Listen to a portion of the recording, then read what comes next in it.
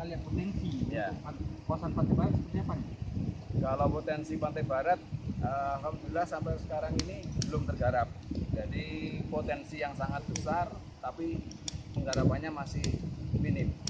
Nah, ini Pak Amir sebagai pelopor di sini harapannya bisa membangkitkan yang lain juga, dan itu sudah diusahakan supaya potensi ini tergarap. Potensi yang masuk Bapak sampaikan apakah garis pantainya atau seperti apa? Garis pantai Pak, garis pantai yang pertama garis pantai, terus kemudian yang kedua kualitas air. Karena belum banyak orang berbudidaya di sini, kualitas air ini masih sangat bagus. Kemudian kan ini lautnya lepas, langsung Samudra Hindia, jadi itu sangat sangat cocok budidaya Pak.